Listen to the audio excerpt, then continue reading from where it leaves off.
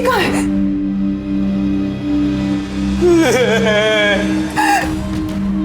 विक्की कहाँ है? हाँ?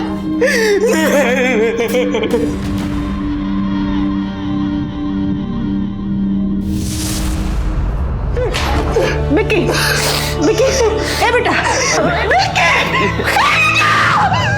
रांची हजारीबाग हाईवे से जा रहे थे सर, हमने भी एक एसयूवी को ओवरटेक किया सर, तो सर ड्राइवर को गुस्सा आ गया, उसने वो हमारी गाड़ी पे फायर किया सर, और विक्की को गोली लग गई। कौन था? नावगांव? सर पिस्तौल भांज भांज के बोल रहा था। सैंटी सिंह नाम है हमारा, या पृथ्वी सिंह के लौंडे हैं हम, सुलोचना सिंह के पार्षद के यहाँ के। पृथ्वी सिंह? कहाँ बक रहे हो?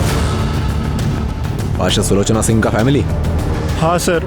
कौन सा गाड़ी था? सर वो व्हाइट रंग का एसयूवी था। और तुम्हारा गाड़ी?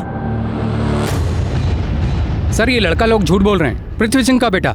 हमको लगता है खुद ही अपने दोस्त को मारा, इल्जाम लगा रहा फालतू का।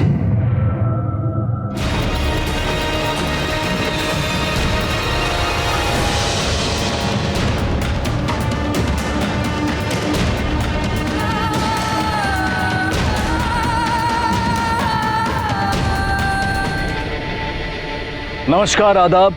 क्राइम पेट्रोल के युवा जागरूकता सप्ताह में आप सबका स्वागत है। अगर मामूली हवा भी बवंडर बन जाए तो खुद प्रकृति भी उसे संभाल नहीं पाती।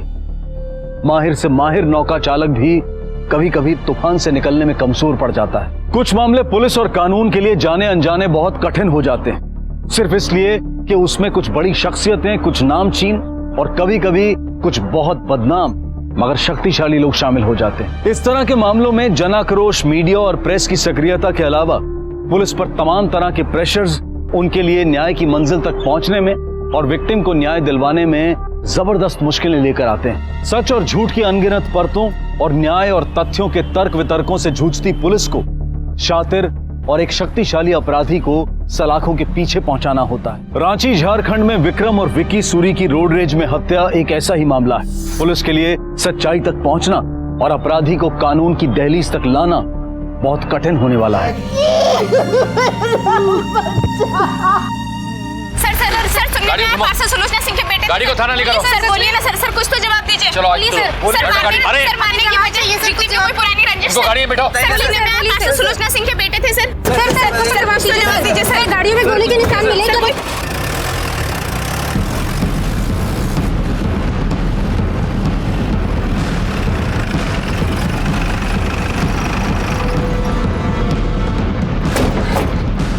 सर यहीं कहीं फायर हुआ था हम पे सर, इधर ही।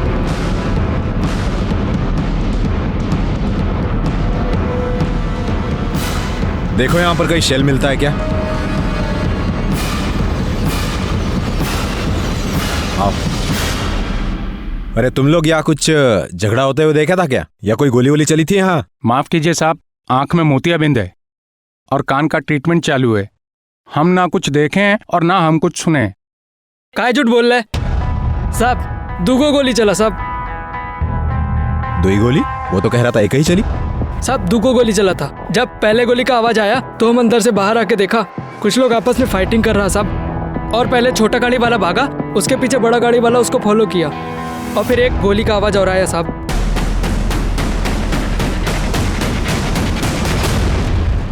सर दो ही गोली चला था सर। तो पहला झूठ क्यों बोला? हाँ कि एक ही गोली चला था? सर हम झूठ नहीं बोले। उस हादसे के बाद सर हम काफी डर गए थे, तो जो हमारे दिमाग में आया सर हम वो कह दिए सर। एक लपड़ पड़ेगा ना तो गोली और गाली सब याद आ जाएगा। और क्या क्या छुपा के रखा है तुम लोग ने? कैसे जानता है सैंटी को? हम नहीं जानते सर, हम नहीं जानते वो को। क्या दुश्मनी था तुम लोग का उससे? हाँ, कौन गोली चलाया? सच सच बताओ। कहीं ऐसा तो नहीं है ना कि तुम लोगों ने मिलकर अपना दोस्त को गोली मार दिया? नहीं सर, नहीं ऐसा नहीं है सर। नहीं सर, ऐसा नहीं है सर। कहाँ है FIR में सैंटी सिंह का नाम? कहाँ है, बताइए नाम को। अरे ENC है बाबू साहब, FIR लिखना बाकी है अभी। अरे तू लड़का लोग को काहे हरास कर रहे हैं आप लोग? अरे क्या तमाशा कर रहे हैं अंकल जी, किसी को हरास नहीं कर रहे हैं, इंक्वायरी चल रही है और बिना जानकारी के एक्शन कैसे लेंगे हम लोग? वो हमको कुछ नहीं मालूम, हमारे बेटे को इंसाफ नहीं मिला ना तो।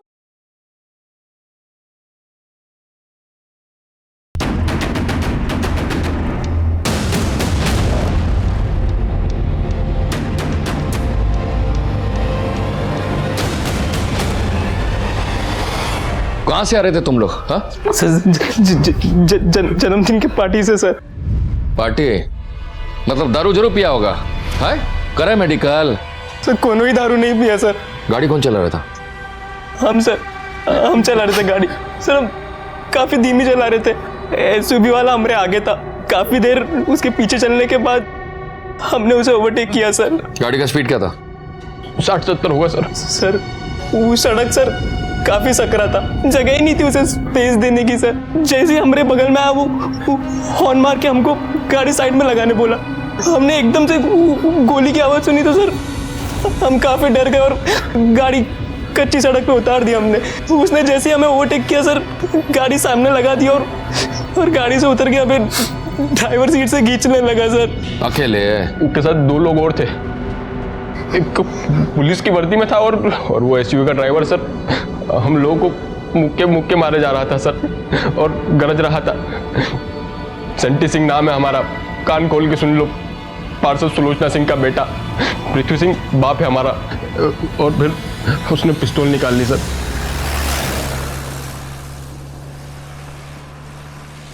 गाड़ी रोको। प्रसाद। हाँ सर। पता करो पेट्रोल पंप का सीसीटीवी कैमरा चालू है का? लेकिन निकलने वाले थे तब तक एक और गोली चला दी सर। कौन चलाया गोली? सर सेंटी वाला। तुम उसको देखा गोली चलाते हैं? जी सर। सर विकी पीछे की सीट में बैठा था। गोली पीछे के कांच तोड़कर उसको लगा। एक बार चीखा और तुरंत फेंट कर गया वहीं पर। और सर इतना खून बह रहा था कुछ समझ में नहीं आ रहा था। माइंड काम नहीं कर रहा था सर। को हॉस्पिटल लेकर गए, वो बच नहीं पाया सर। हमारी कोनो ही गलती नहीं है सर, सच में सर। इसका मतलब है कि तुम उसका गाड़ी को ओवरटेक किया और तुम लोगों पर गोली चला दिया। क्या छुपा रहे हमसे? कुछ नहीं सर, जो वो बता ना दिया आपको। अब काहे छुपाएंगे आपसे? देखो अगर वो सेंटी सिंह ही था ना तो बहुत पावरफुल लोग हैं वो लोग।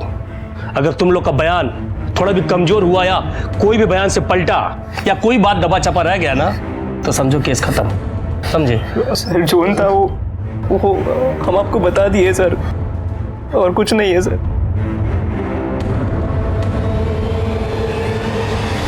जानवर भी बिना किसी कारण या उद्देश्य के हमला नहीं करता है।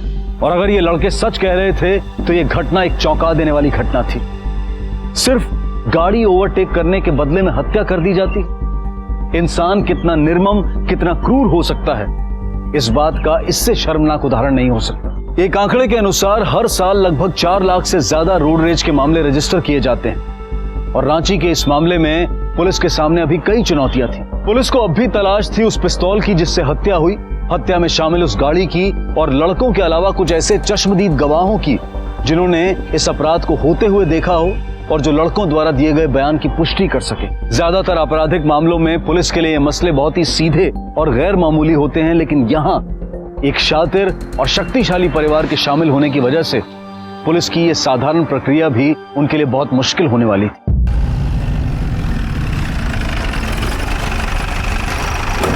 सर बहुत कठिन खेला है सर। पुराना क्रिमिनल है, कानून का सब किंतु परंतु जानता है। और ऊपर से वाइफ पार्षद।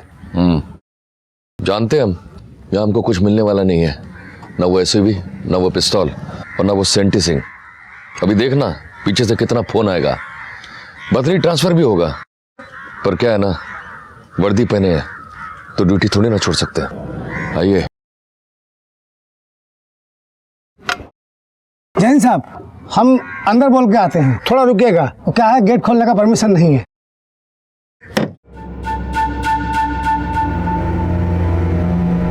सर, थाना प्रभारी आए हैं। क्या है? कोनो टाइम है आने का? बोलो बाद में आने को। साला एटिकेट नाम का कोनो चीज नहीं है। अरे भगाओ उनको। सर वो बोले हैं बाद में आइएगा। बोले उनको हलो करने नहीं आए हैं, मर्डर का इन्वेस्टिगेशन है, समझे ना? साला जब गेट पर जाकर हम ही को सब बताना पड़ेगा कि तुमको सैलरी कहाँ देते हैं।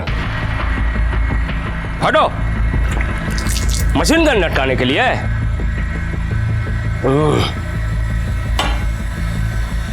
चलो गेट खोलो।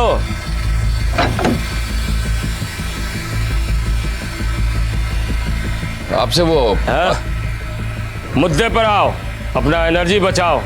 वारंट लाए हो कि खाली मॉर्निंग वॉक करने चले आए हो? वो प्रारंभिक जांच चल रहा है सिंह साहब, आपका बेटा सेंटी से पूछताछ करना है। वारंट नहीं है ना, तो यहां मिलेगा।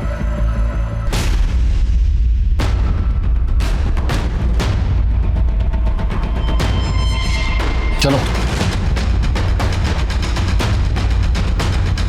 गेट बंद करो ना। एक अदना सा पुलिस का इतना हिम्मत कि वो हमरे घर में घुसने का कोशिश कर रहा है। कीजिए आप कुछ, हाँ जल्दी कीजिए।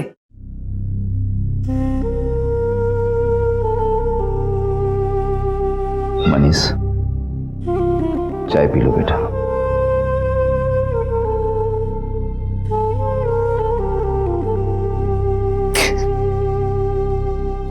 चाचा वो विकी हमारे पास ही बैठा था चाचा,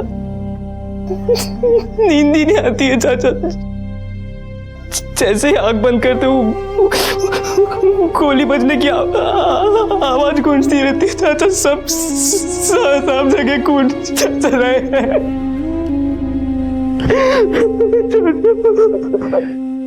सर, पेट्रोल पंप का सीसीटीवी फुटेज आ गया है सर। लगाओ। सर, ये देखिए सर, व्हाइट कलर का एसयूवी। ये एसयूवी क्राइम साइट के डायरेक्शन से एंटर होते हुए दिख रहा है सर। नंबर मेरठ उत्तर प्रदेश का है सर। आरटीओ डिटेल्स भेज दिए, घंटा 2 घंटा में रिपोर्ट आ जाएगा। सर, ई गोली के सेल का प्राइमरी रिपोर्ट है। विक्टिम की बॉडी से मिला गोली और बाईपास का दोनों सेल मैच करता है। लेकिन सर गोली देखकर लगता है कि पिस्तौल इधर का नहीं है। इसका मतलब ये पिस्तौल इंपोर्टेड है, और फिर ऐसा भी हो सकता है कि इलीगल हो या फिर लाइसेंस। पृथ्वी सिंह और उसका फैमिली, खासकर सेंटी, जरा पता लगाओ कि इंपोर्टेड वेपन इन लोग के नाम पे दर्ज है क्या। जी सर, वैसे बंगले के आसपास अपना आदमी नजर रखा हुआ है। सेंटी के बैठाते ही इंट्रोगेशन के लिए उठा लेंगे सर। लेकिन जो अभी तक नहीं मिला वो पक्का अंडरग्राउंड हो गया होगा। हेलो जी सर। Yes sir. सर, पार्षद का फैमिली को कोई हरेसमेंट नहीं हो रहा है सर। हम जो भी कर रहे हैं पुलिस के प्रोसीजर के हिसाब से कर रहे हैं सर। सर, हमारे पास आई विटनेस है सर। सर, नो सर, पार्षद के फैमिली को कोई ट्रबल नहीं होगा। Yes sir. जय हिंद सर।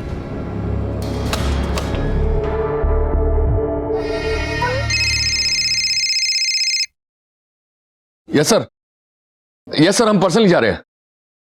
ये हाँ, हमको सर्च वारंट मिल गया सर। Yes sir. हाँ ओके।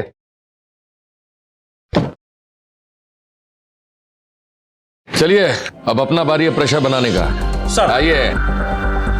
सर, 3 महीना पहले मेरठ में किसी रवि सयाल से नकदी देके गाड़ी खरीदा था सेंटी।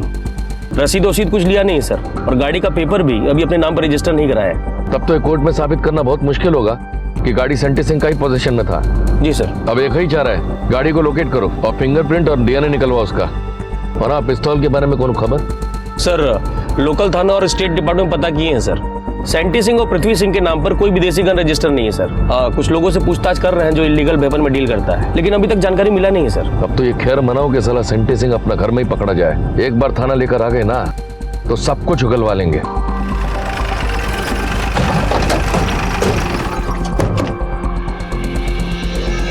दरवाजा खोलिए। सर, दरवाजा खोलने का परमिशन नहीं है। परमिशन हम देते हैं। Search warrant. ये सब हो क्या रहा है? तुम्हारे पार्षद होते हुए पुलिस गेट पे खड़ी है। अरे गुस्सा काहे कर रहे हैं आप? तो क्या करें, फिल्मी नगमे गाएं? अरे तुमको तो मामला संभालना चाहिए था ना। क्या फायदा तुम्हारे पोजीशन और पावर का? तुमको तो इस वक्त यहाँ होना चाहिए था। अरे हम बताए ना आपको, हमारा वहाँ इस वक्त रहना ठीक नहीं है। संभाल लीजिए आप सब कुछ। कर रहे हैं ना अरेंज यहाँ से सब। क्या बात है दरोगा? Search warrant. वेलकम।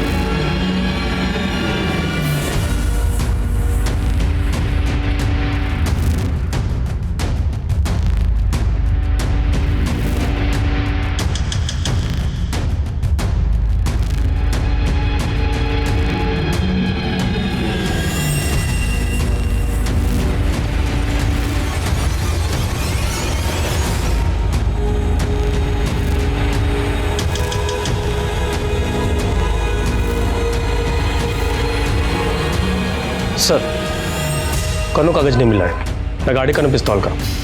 दरोगा, जो ढूंढ रहे हो ना वो मिलने वाला नहीं है। सर, ये 18 विदेशी शराब का बोतल और ये बच्चा मिला है, लेकिन सुलोचना देवी का कोई खबर नहीं है। आप लोग सर पृथ्वी सिंह को हम अवैध शराब रखने और बाल मजदूरी के जुर्म में अरेस्ट किया है। पास्टर सुलोचना सिंह भी गायब है। एसपी ऑफिस से उनके लिए भी लुकआउट नोटिस जारी हुआ है। चलिए। सब साजिश है हमारी फैमिली के खिलाफ। लेके हमको सब साजिश है। हमारी पत्नी सुलोचना सिंह के राजनीतिक प्रतिद्वंदी और पुलिस मिलकर ये सब खेल खेल रही है। ये बच्चा और दारू हमारे घर में प्लान किया गया है। हमारे बेटे को फंसाया जा रहा है। सर, अभी आपका बेटा सेंटी सिंह कहाँ है? अरे दिल्ली में है, आईएएस की तैयारी कर रहा है। और क्या? अरे पढ़ने निकले वाला छात्र है, कोई क्रिमिनल थोड़ी है। अरे हम हाई कोर्ट तक जाएंगे। साला, जितना मारना है मार लो। लॉकअप में यातना देने का मुकदमा ठोकेंगे तुम लोगों पर। कितना देर रख पाओगे हमको लॉकअप में? हमारा वकील गया है कोर्ट ऑर्डर लेने।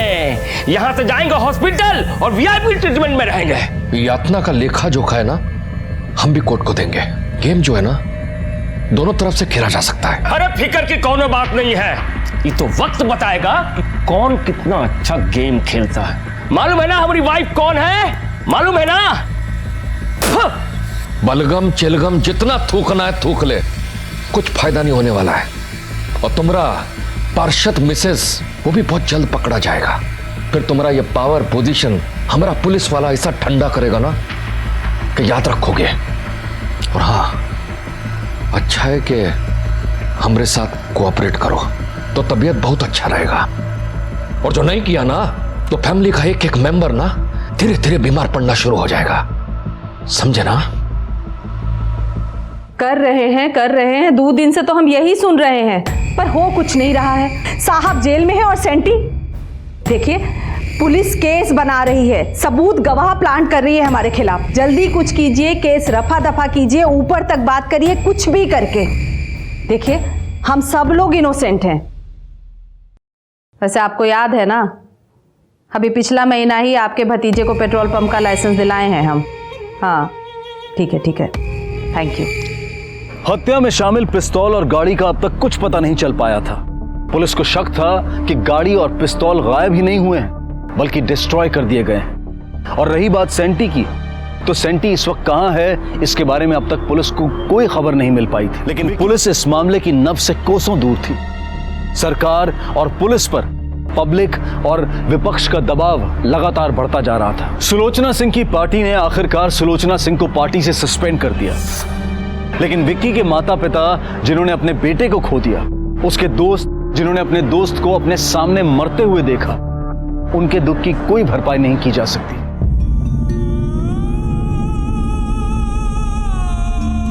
सुधा, जब तक मेरे बेटे को इंसाफ नहीं मिलेगा तब तक हम खाना नहीं खाएंगे। तुम्हारे इस तरह खाना ना खाने से विक्की की आत्मा को चैन मिलेगा क्या? हाँ? नहीं ना, थोड़ा खा लो।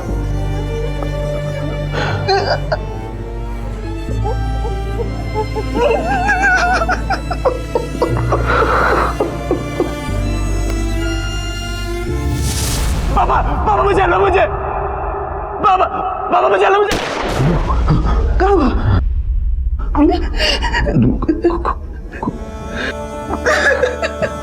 कुछ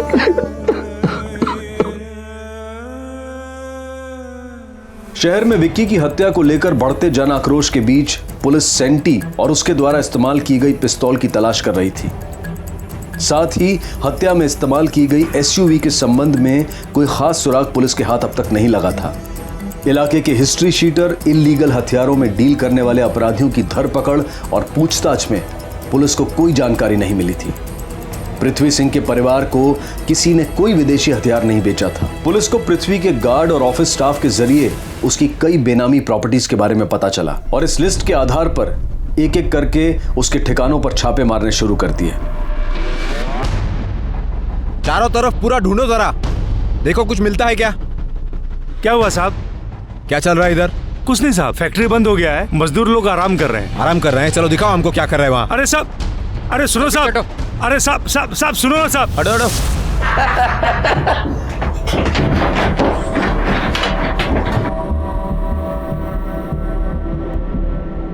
अरे ऐसे छटपटा काहे रहे हो बे? प्रणाम दरोगा जी, बड़ा सही समय पर आए हैं आप। देखिए मुर्गा पार्टी चल रहा था, आइए लीजिए आप भी पाइए। 7 दिन से पानी पिला रहे हो, अभी तुम हमको मुर्गा खिलाओगे? चलो थाने, देखो हम तुमको क्या क्या खिलाते हैं। सबको उठाओ और सच करो, पिस्तौल या एसयूवी मिलता है क्या यहाँ? अरे अरे कैसी बात कर रहे हैं दरोगा जी? अरे हम लोग देश का भविष्य हैं, पूछा रहे हैं। भला हम लोगों के पास से पिस्तौल कहाँ से मिलेगा? हम तो आईएएस का तैयारी कर रहे हैं। तैयारी कर रहे हो? कराते तुम्हारी तैयारी। पावर का बहुत गर्मी आ गया ना तुम्हारे में, हाँ? दिखाते हैं तुमको पुलिस या गर्मी क्या होता है।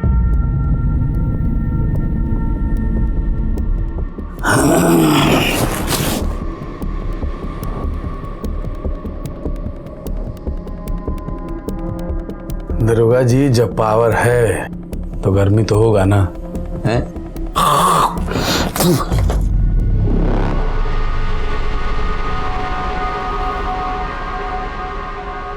अब आप दिखाइए अपना पावर।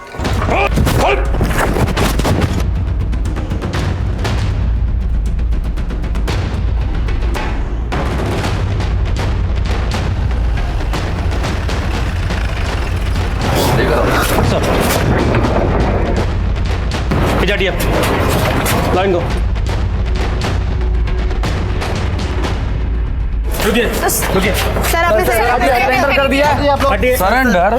और कौन बात का सरेंडर जी? चलिए। सर आपने सरेंडर नहीं किया। अरे वो तो हमारी अम्मा बोली कि सब पुलिस वाला लोग ढूंढ रहा है हमको, तो आ गए इन लोगों से मिलने। सारा का सारा किया धरा कांड इन्हीं लोगों का है। हम तो उस दिन थे ही नहीं, हम तो दिल्ली में थे। अब ये तुम्हारा नौटंकी बंद करो और सच सच बता। अरे कैसी बात कर रहे हैं इंस्पेक्टर साहब आप? हम थोड़े नौटंकी कर रहे हैं, नौटंकी तो आप लोग कर रहे हैं और ये मीडिया वाला लोग कर रहा है। हम तो आपसे कितना बार बता दिए, हम तो रांची में नहीं न थे, हम तो दिल्ली में थे। कई बात को 1000 बार बोलने से सच बदल नहीं ना जाएगा। जो भैया कह रहे हैं ना वही सच है, और इसके अलावा हमको कुछ नहीं कहना है, समझे? मतलब तुम भी 8 तारीख को दिल्ली में ही थे? अरे जब हम कह रहे हैं कि कुछ नहीं बोलना है तो काहे माथा खा रहे हैं?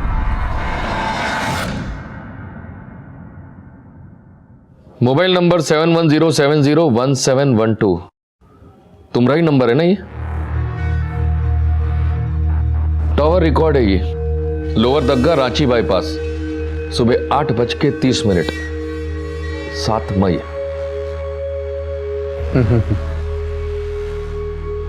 हम नहीं जानते सब, कोई हमारा मोबाइल हैक हो कर लिया होगा, वही है सब। वर्दी का मतलब समझते हो? कानून का हिफाजत और सच का साथ। और क्या किए तुम? अपने सामने अपराध होने दिए और अब मामला दबाने के लिए अपराधियों का साथ दे रहे हो। देखो बचोगे नहीं, 3 ठवाई विटनेस हैं। जब कोर्ट में खड़ा होकर सच बोलेगा ना, तब देखते हैं कि कितने दिन रहती है तुम्हारी नौकरी और वर्दी दे पे। सर हम कुछ बोले? हाँ बोलो सर। मिक्सर प्लांट में मिला ये हमको। अरे दरोगा जी आपको जो जो प्लांट करना है करते ना जाइए, कौन रोका आपको? ज्यादा होशियारी दिखाने का जरूरत नहीं है, तुम्हारा उंगली का निशान है इस पे। होशियारी हम नहीं दिखा रहे हैं दरोगा जी, होशियारी आप लोग दिखा रहे हैं। हम तो पहले ही बता दिए कि हम तो ये बंदूक दखबे नहीं किए हैं, तो हमारा उंगली का निशान कहाँ से आ गया इस पर? और एक बात बता दे दरोगा जी आपको, हम अगर बदनाम हैं तो आप लोग भी कम बदनाम नहीं हैं। चलते कोर्ट में, देखते हैं किसका बात माना जाता है, हैं?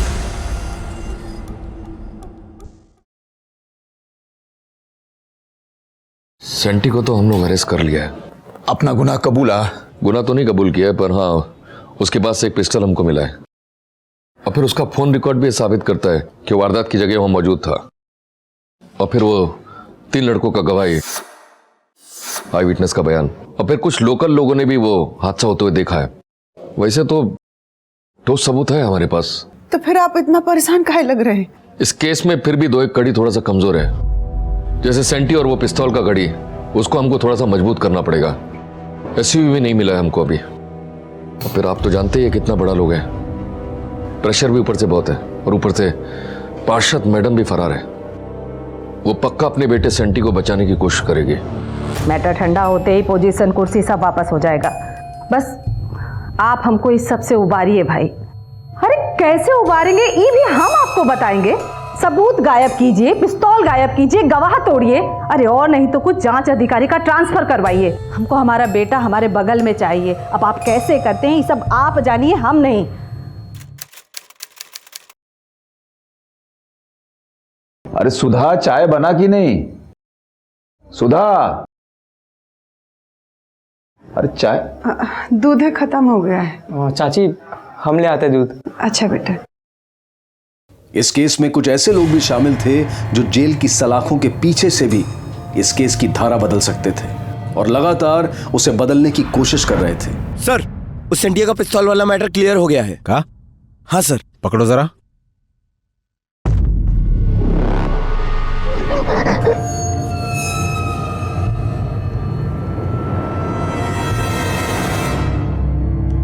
बस जल्दी जल्दी बुलाओ दरोगा जी को, इतने बैठे हैं क्या खाली? 9mm रूगर मेड इन अमेरिका, इसी पिस्टल से हत्या हुआ है। बैलिस्टिक रिपोर्ट भी यही कहता है। और हाँ, national database of arm licence का ये रिकॉर्ड, इसके मुताबिक भी 2013 में संतोष सिंह उर्फ सेंटी के नाम पर पिस्तौल का लाइसेंस इश्यू हुआ था, वो भी स्पेशल स्पोर्ट्स कोटा में, एक बहुत बड़ा पॉलिटिशियन का रिकमेंडेशन का वजह से। साहब वो जेन्युइन स्पोर्ट्स पर्सन है हम, चाहे तो आप वो राइफल क्लब में जाकर के वहां जांच पड़ताल करवा सकते हैं। हम पता किए, अभी बैलिस्टिक रिपोर्ट आता होगा, उसके बाद तुम्हारा ये कमीज क्या पैंट भी उतरेगा। अभी पूरा जिंदगी जेल में काटने के लिए रेडी हो जाओ। चलिए चार्जशीट तैयार किया जाए। सर सर सर सर, हम बताते हैं सर।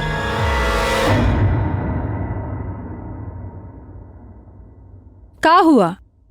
मनीष अभी तक नहीं आया का? पता नहीं कहाँ रह गया।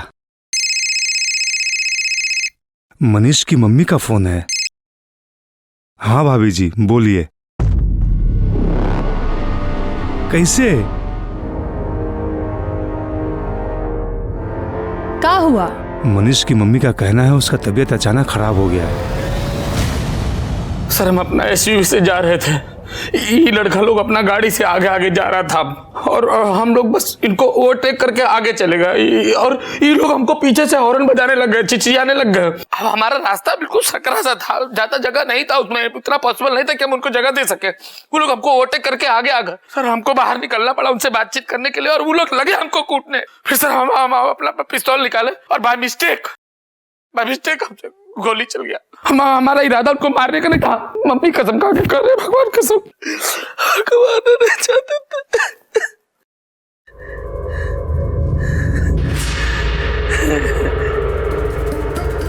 यही हम कोर्ट में कहेंगे और आपका गवाह लोग भी कोर्ट में यही कहेगा। हो गया काम, मैक्सिमम 2-3 साल, बस इतना ही सजा होगा हमको। बस हाँ, आपका वजह से, आपका कृपा से हमारा आईएएस बनने का जो सपना है वो चूर हो जाएगा। लेकिन हाँ, एक चीज में हमको हमारा करियर एकदम ब्राइट नजर आ रहा है, पॉलिटिक्स। वो कहा है कि आप लोग हमको बड़ा पॉपुलर कर दिए हैं, अब इलेक्शन जीतना इजी हो जाएगा।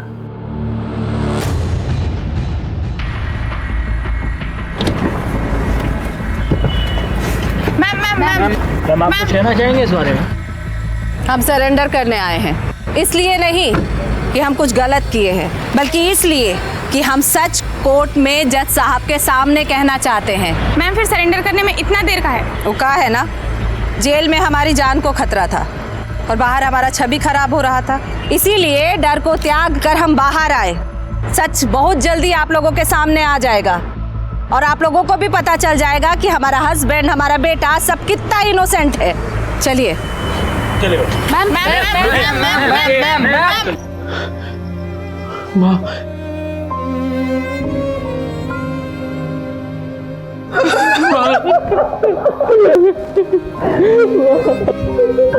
क्या हो गया माँ?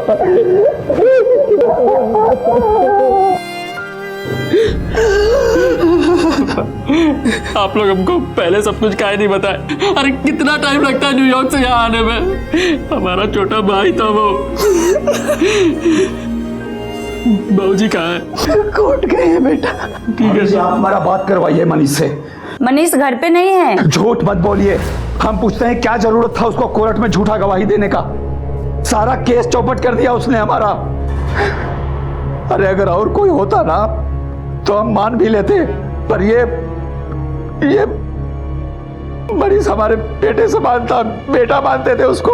हमने विक्की के बचपन का दोस्त था वो। अरे कहाँ जरूरत थी उनको ऐसा बोलने की?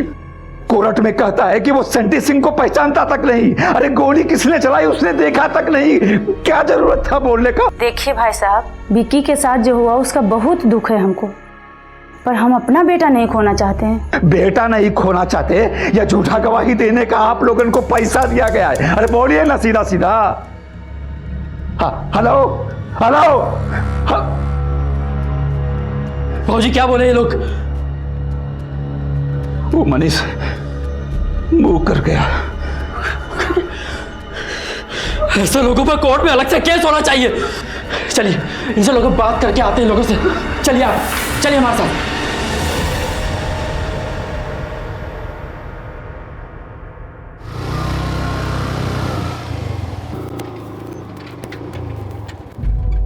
प्रवीण प्रवीण रोक। क्या हुआ बाबूजी? 1 मिनट बेटवा। अरे क्या हुआ? क्या मनीष काहे की रे तू लोग ऐसा? काहे किए बोल ना। अरे हम कुछ पूछ रहे हैं तुझसे। दोस्त को बेच खाए तुम लोग बेशरम। कोर्ट में काहे झूठी गवाही दिए रे? हाँ? देखिए हम जो देखे वो बोल दिए। देखिए चाचा, वो जो गोली है ना वो पीछे से चला था और हमारा गाड़ी आगे चल रहा था। तो हमें नहीं पता कि गोली सैंटी ने चलाया था नहीं। तो हमें जाने दीजिए। काहे के लिए किए? पहले बोलो। अरे चाचा सॉरी मनीष। अरे चाचा, परवीन भैया प्लीज लेके जाइए चाचा प्लीज। हो जाओ ठीक है। झूठ बोलना आसान है, इसीलिए वो कमजोर और डरपोक की आत्मा में छिपा रहता है। कोर्ट में ट्रायल विटनेस के दौरान ना सिर्फ विक्की के 2 दोस्त नकुल और मनीष मुकर गए, बल्कि आगे चलकर जुलाई और अगस्त के महीने में 2 जजेस और पब्लिक प्रोसिक्यूटर का तबादला भी कर दिया गया। केस की तहकीकात पर कई सवाल उठने लगे।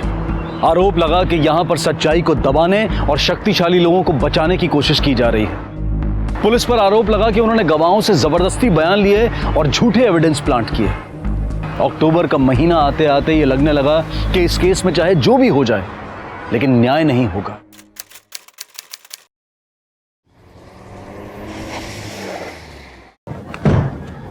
आओ बेटा। ए बहन देखो सिंटुआ आ गया। अरे हमरा बबुआ आ गया। हो गया? एकदम ठीक है। देखिए तने कितना दुबला गया है। अरे काहे रो रही हो बहन? कोर्ट ने हमको बेल दिया है, सजा नहीं। तो कोई मजाक का बात है क्या कि पृथ्वी सिंह एंड फैमिली को कोई जेल में रख ले? और दुबरा गया है ना तो दूध दही खिलाओ इसको। आरोपियों के खिलाफ स्ट्रॉन्ग एविडेंसेस होने के बावजूद आरोपी जेल से छूटकर घर में जश्न मना रहे थे। प्रोसिक्यूशन को कानून की नजर में झूठा और इनसफिशिएंट करार दिया गया था। ये सब तो ठीक है सेंटी, एक बार तुम्हारी मम्मी को जेल से छुड़ा ले बस, फिर देखो। बताया ये जा रहा है कि प्रोसिक्यूशंस के मुख्य 2 गवाह विटनेस ट्रायल के दौरान मुकरने और सबूतों के अभाव के कारण कोर्ट ने जमानत की मंजूरी दे दी।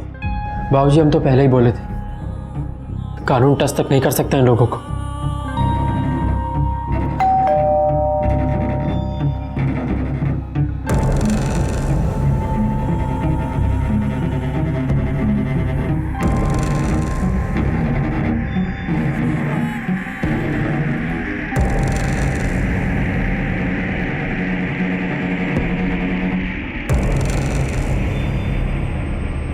जिसको मुंह करना है कर जाए, पर हम अपने बेटवा को न्याय दिलवा कर रहेंगे।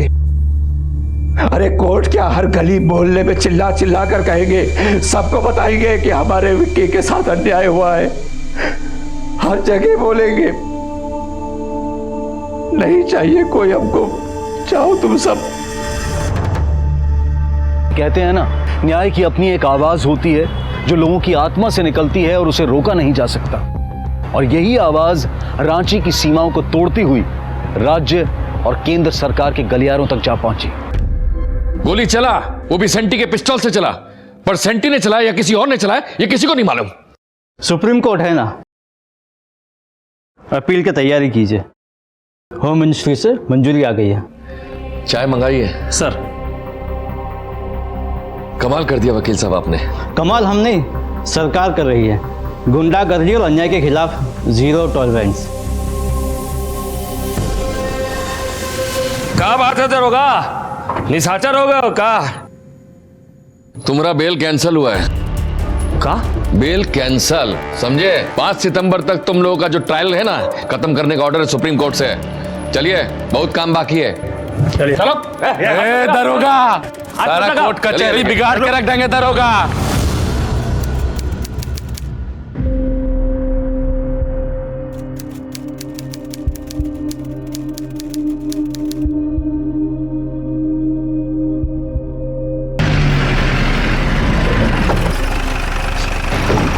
लेकर आओ। अरे रास्ता दोगे? सर सर हटिए। सर एक मिनट सर, एक मिनट सर। चलिए। Sir sir sir sir sir sir देखिए, कुछ साबित नहीं कर पाएंगे वो लोग। खाली फॉरेंसिक लैब रिपोर्ट और कॉल डिटेल से कुछ नहीं होता है ना। अरे हम तो पहले से ही कह रहे हैं, सेंटी किसी को नहीं मारा है, हवा में गोली चलाया है, समझे? चलिए, कोर्ट का वक्त हो गया है। मैम क्या आपको उम्मीद है कि आपके बेटे को इंसाफ मिलेगा? इंसाफ नहीं मिला तो हम अपना जान दे देंगे। मैम 15 महीने बीत गए, कैसा था ये वक्त? अपना जिंदगी जीने का कोशिश कर रहे हैं पर जी नहीं पा रहे। पार्टी की तैयारी कीजिए, रिहाई तो होकर ही रहेगी आज। उस दिन विक्की का जन्मदिन था। हम मनीष और नकुल एक रेस्टोरेंट से बर्थडे पार्टी मनाकर जब मनीष के पापा की स्विफ्ट से हाईवे से रांची की तरफ निकले तो हाईवे पर मामूली भीड़ था रोज की तरह। हम लोग के गाड़ी में म्यूजिक चल रहा था और काफी गॉसिप हो रहा था हमारे बीच। फिर तभी हमने एक एसयूवी को ओवरटेक किया। हमको क्या पता था कांड हो जाएगा। हमको ओवरटेक कर रहा है। अरे गाड़ी रोक रहे, ये जानता नहीं है सेंटी सिंह गाड़ी चला रहे हैं। इनको हम बताते हैं। कुछ मिनट बाद वो एसयूवी हमारे साथ चलने लगा और उसका ड्राइवर सेंटी सिंह हमसे साइड मांगने लगा। वो एसयूवी व्हाइट रंग का था, 3 लोग सवार थे उसमें। बंदूक दे, बंदूक दे, बंदूक दे। ए, गोली मार देंगे तुमको। गाड़ी रोक। अबे विक्की, क्या क्या कर रहा है ये बे? रोक गाड़ी। अबे भगा भगा भाई भाई भाई। सेंटी सिंह हमको गाड़ी स्लो डाउन करने को बोला और हवा में फायर करके आगे निकल गया। पकड़ इसको, पकड़ पकड़, इनका हम खेल बराबर करते हैं। आगे जाते ही उसने हमारा रास्ता छेक लिया पूरा। फिर सेंटी सिंह गाड़ी से उतर के सेंटी सिंह नाम है हमारा। या पृथ्वी सिंह के लौंडे हैं हम, सुलोचना सिंह के पार्षद के आगे। जल्दी जल्दी में हम लोग वहाँ से भागे और विक्की और मनीष पीछे बैठ गए। हम और नकुल आगे बैठे थे। जैसे ही नकुल आगे बढ़ाया गाड़ी तो सेंटी सिंह ने फिर फायर कर दिया वहीं पर। और फिर पीछे से मनीष का चीखने का आवाज आया। क्या हुआ? ये एक बहुत ही हैरान और परेशान कर देने वाला मामला था। शक्ति, पैसे और पोजीशन के नशे में चूर एक इंसान ने एक मासूम लड़के की हत्या कर दी थी सिर्फ इसलिए क्योंकि उसने उसे ओवरटेक करने की हिमाकत की थी। मैम 15 महीने बाद आपको इंसाफ मिला है, कैसा लग रहा है आपको? इस अपराध में सेंटी से ज्यादा उसके माँ बाप दोषी हैं। सेंटी ने मेरे बेटे की हत्या की पर उसके हाथों में वो क्रूरता, वो क्षमता उसके माँ बाप ने दी। 5 सितंबर 2017 को माननीय अदालत ने आईपीसी की धारा 302 और धारा 120B के तहत अवनी, सेंटी और सेंटी के चचेरे भाई लालटू सिंह को उम्र कैद की सजा सुनाई और पृथ्वी सिंह को दोषियों को शरण देने और सबूत मिटाने के लिए 5 साल की सजा सुनाई। सुलोचना सिंह पर चाइल्ड लेबर एक्ट के तहत मुकदमा चलाने के लिए कहा गया है। जो अपनी शक्तियों का दुरुपयोग करता है वो अपराध करता है। और जो इस दुरुपयोग को सहता है, बर्दाश्त करता है, नजरअंदाज करता है, वो अपराध ना सही लेकिन पाप अवश्य करता है। याद रखिए, सुरक्षित रहने के लिए छुपकर नहीं बल्कि खुलकर जीना होगा। इस देश का कानून और संविधान सबको बराबर का हक देता है, लेकिन कभी कभी हक के लिए कमर कसनी पड़ती है, आवाज उठानी पड़ती है। देखते हैं हमारे आज के एपिसोड की दूसरी कहानी। पता ही नहीं चला कब जिंदगी खाली होती हुई आखिरी जाम के जैसी होगी। दिल चाहता है कि ना ही ये जाम कभी खत्म हो और ना ही तेरे साथ ये जश्न, लेकिन सच आंखें दिखाते हुए कहता है कि बस एक घूंट भर है तेरी जिंदगी और ये जश्न भी।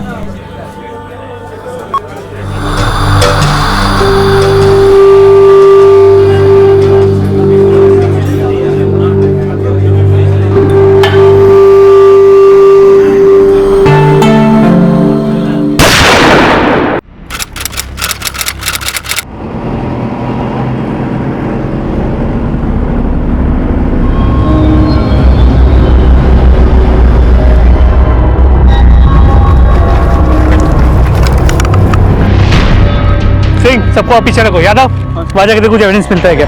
इसके पास तो कोई आईडी, मोबाइल या पर्स कुछ भी नहीं मिला सर। ठीक है, आसपास देखो।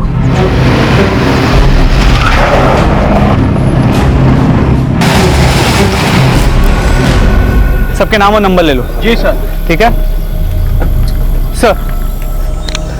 हत्या सर पे गोली मार की गई है। बॉडी की हालत देख के लगता है कि इसके साथ जबरदस्ती भी की गई है, लेकिन बॉडी के पास ऐसा कुछ नहीं मिला जिससे इसे आइडेंटिफाई किया जा सके। इसे मारने वाला शातिर रहा होगा, इसलिए इसकी पहचान की कोई लीड नहीं छोड़ी। जख्म सूखा हुआ लग रहा है, शायद ये हत्या 10-12 घंटे पहले हुई है। जी सर, लेकिन आसपास कहीं भी खून के छींटे नहीं मिले, ना ही कोई एम्प्टी बुलेट शेल। इसका मतलब है हत्या कहीं और हुई। इसकी तस्वीर हर पुलिस स्टेशन में भिजवाओ, चेक करो इसकी कोई मिसिंग कंप्लेंट है क्या। जी सर।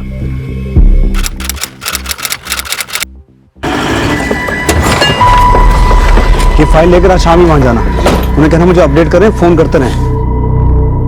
सर, जिस लड़की की लाश हमें मिली थी उसके फोटो को आगरा के सभी पुलिस थानों में सर्कुलेट कर दिया है, लेकिन अभी तक उसकी कहीं भी कोई मिसिंग कंप्लेंट नहीं है। त्रिपाठी, हो सकता है वो लड़की आगरा की हुई ना। स्टेट के सभी पुलिस थानों में उसकी फोटो भिजवाओ और उसकी डेड बॉडी की फोटो अखबारों में भी छपवाओ, हो सकता है कोई पहचान ले। सर।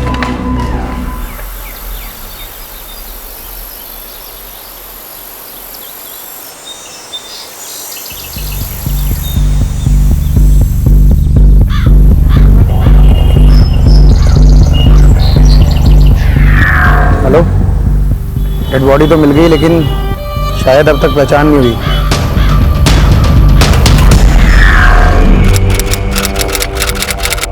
पोस्टमार्टम रिपोर्ट के मुताबिक लड़की की मौत 22 जून की रात 12 और 1 के बीच हुई। इसे एक .315 बोर के कंट्रीमेंट पिस्टल से पॉइंट ब्लैंक रेंज से शूट किया गया और फिर बुलेट वुंड को चाकू से गोदा गया। तो शायद रेप बंदूक की नोक पे किया गया और बुलेट वुंड में चाकू गोद कर बुलेट निकालने की कोशिश की गई ताकि मर्डर वेपन से भी मर्डर की कोई पहचान ना हो। लेकिन सर, इसके खून में काफी ज्यादा मात्रा में अल्कोहल मिला है। रेप तो बंदूक की नोक पे हो सकता है, मगर इतना ज्यादा अल्कोहल जबरदस्ती तो नहीं पिलाया गया होगा। इसके अलावा इसके पेट में खाने के ट्रेसेस भी मिले, मतलब हो ना हो मरने से पहले जिसके साथ भी थे उसकी जान पहचान वाले ही थे। तो तुम कहना चाहते हो कि इसने अपने कातिलों के साथ बैठ के शराब पी, लेकिन इसकी संगत में कौन कौन था वो तो इसकी पहचान होने के बाद ही पता चल पाएगा। पर लगता है कि अपनों के लिए भी गैर थे। इसे मरे 1 हफ्ता हो गया और अब तक किसी ने कोई मिसिंग कंप्लेंट भी नहीं लिखवाई, और वहां शवगृह वाले इसकी क्रिमेशन की परमिशन मांग रहे हैं। डीएनए सैंपल प्रिजर्व करवा के उसकी बॉडी को क्रिमेट करवा दो और हाईवे के आसपास जितने भी ढाबे और ठेके हैं वहां से पता करो। हो सकता है हत्या वाली रात ये वहां किसी के साथ देखी गई हो और इसकी पिक्चर्स को सोशल मीडिया पर भी डालो, हो सकता है इसकी पहचान के बारे में कुछ पता चले। लेकिन उस लड़की के साथ ऐसा क्या हुआ था कि कोई उसकी खोज खबर लेने सामने नहीं आया और लावारिस मानकर उसका अंतिम संस्कार करना पड़ा। उसकी आत्म शांति के विधान में उसका नाम अमुक पड़ा गया। तो क्या उसका नामकरण करने वाले अब नहीं थे? क्या उसके दोस्त, दुश्मन, रिश्तेदार, जान पहचान वालों ने ही उस अज्ञात के प्राण छीने थे और इसीलिए अब तक कोई पहचान के लिए सामने नहीं आया था?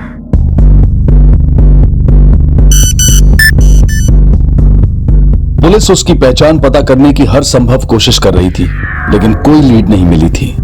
सुनो, पुलिस बहुत ज्यादा एक्टिव हो गई है, तुम लोग यहां से तुरंत अंडरग्राउंड हो जाओ, समझे?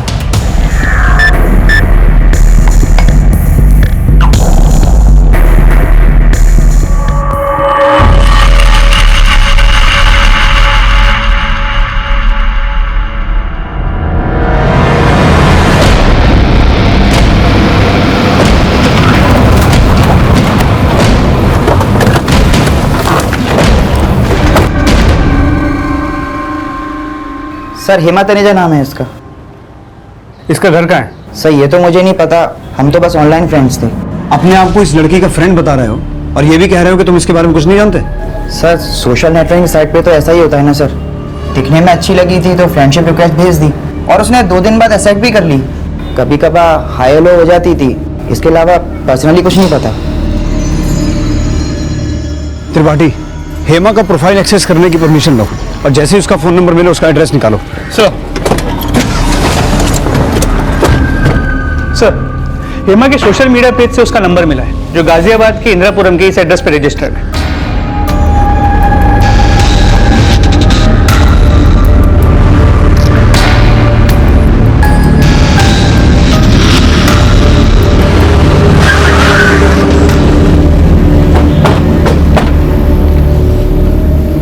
हेमा तनेजा यही रहती है? हेमा तनेजा तो यहीं हमारे घर में ऊपर किराए पे रहती थी, लेकिन 3-4 महीने हो गए हैं वो शिफ्ट कर गई है। कहाँ शिफ्ट किया, कोई अंदाजा है? नहीं सर ये तो मालूम नहीं है। यहाँ और कौन कौन रहता था उसके साथ? उसके साथ उसकी माँ रहती थी, पहले उसके फादर भी रहते थे, लेकिन कुछ साल पहले उनके फादर का देहांत हो गया। बात क्या है सर? हमें हेमा तनेजा की लाश मिली है, उसका मर्डर हुआ है। क्या? जी। हेमा की माँ का फोन नंबर है आपके पास? नहीं सर नंबर तो नहीं है मेरे पास, पर हेमा यहीं विजयनगर के किसी बार में काम करती थी। बार में? जी। क्या नाम है बार का? सर नाम तो नहीं मालूम, लेकिन हाँ वो एक हुक्का बार है।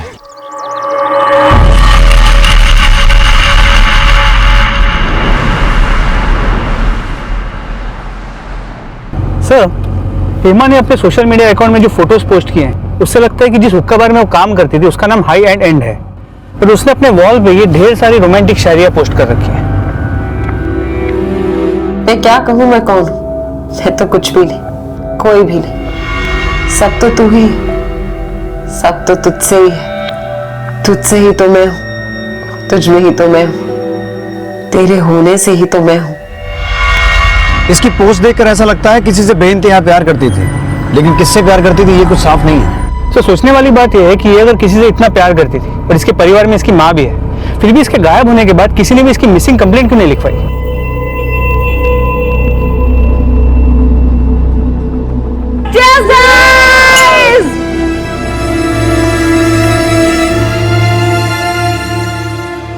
पता ही नहीं चला कब जिंदगी खाली होती हुई आखिरी जाम के जैसी हो गई। दिल चाहता है कि ना ही ये जाम कभी खत्म हो और ना ही तेरे साथ ये जश्न, लेकिन सच आंखें दिखाते हुए कहता है कि बस एक घूंट भर है तेरी जिंदगी और ये जश्न भी। त्रिपाठी ये देखो, ये उसकी लास्ट शायरी और फोटोज हैं जो इसने पोस्ट की थी 22 जून की रात को 10:30 बजे, और उसी रात इसका रेप और मर्डर हुआ लगभग 12 और 1 के बीच। इसकी फोटोज देखकर लगता है ये किसी रेस्टोरेंट में है। शायद उसने जब ये पोस्ट और फोटो डाले थे, हो सकता है ये अपने कातिलों के साथ ही हो। सर क्या ये मुमकिन है कि वो जिस लड़के से प्यार करती थी वो उस रात उसी के साथ थी? पॉसिबिलिटी है, लेकिन अगर वो किसी से इतना प्यार करती थी और वो सच में उसके साथ था, तो फिर उस रात उसके साथ रेप क्यों हुआ, वो भी गैंग रेप? प्यार हमें ऊंचा उठने की प्रेरणा देता है, लेकिन कुछ नासमझ लोग अपनी गिरी हुई हरकतों को भी प्यार का नाम दे देते हैं। हेमा तनेजा के गैंग रेप और मर्डर का ये केस अब हेमा के प्रेमी की तलाश से जुड़ने वाला था, जिसे उसका अपराधी भी समझा जा रहा था। लेकिन क्या हेमा का प्रेमी बुरा था, या हेमा और उसका रिश्ता गलत था, या फिर गलत कोई और ही था?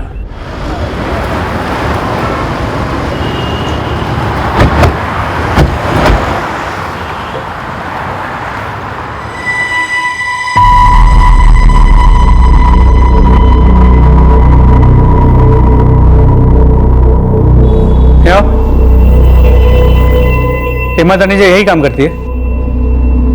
जी सर। क्या बात है सर, आप लोग यहाँ? आप कौन? सर मैं रिद्धि, इस बार की मैनेजर। क्या बात है सर? हेमा तनेजा इसी बार में काम करती है? हाँ सर हेमा यही काम करती है, लेकिन सर काफी दिनों से वो बार में आई नहीं। सर may I ask क्या बात है?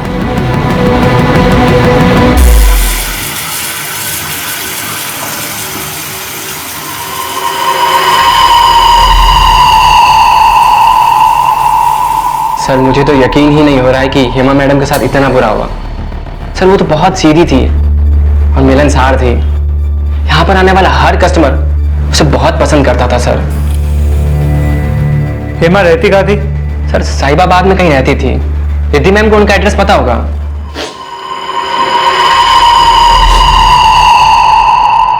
Are you alright? जी सर। क्या लगता है आपको हेमा के साथ ये सब कौन कर सकता है? हेमा तो बहुत ही हंसमुख लड़की थी, फिर न जाने कौन उसका दुश्मन बन गया। हेमा का दोस्त कौन था? I mean, उसका अफेयर किससे था? सर ऐसा उसने कभी बताया नहीं, लेकिन हाँ कोई तो लड़का था जिसे वो दिलो जान से चाहती थी। उसे शायरी करने का बहुत शौक था, अक्सर कुछ ना कुछ लिखती रहती थी। तेरे इश्क में बदनाम हो गए पर कोई गिला नहीं, क्योंकि अब तो इस बदनामी से भी इश्क हो गया है हमें। तेरे नाम के साथ बार बार हमारा नाम तो जुड़ता है। ओ हेलो, खाली दिमाग शायरी का घर। ये बिल बुक है, तुम्हारा कोई प्रोफाइल पेज नहीं। चलो get back to work. Sir Hema लड़की तो बहुत अच्छी थी, लेकिन शराब पीने की बहुत गंदी आदत थी उसे। सर वो शराब के लिए कभी भी किसी के साथ भी चली जाती थी। Bye bye. अच्छा सुनो, कल टाइम पर आ जाना। ऑलराइट? हाँ पक्का। Okay bye.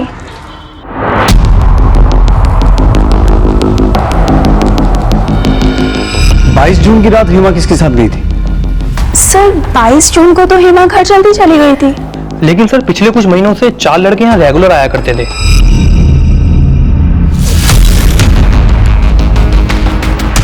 सर वो चारों सिर्फ हेमा मैम के कारण ही आते थे। सर खूब पैसा खर्च किया करते थे।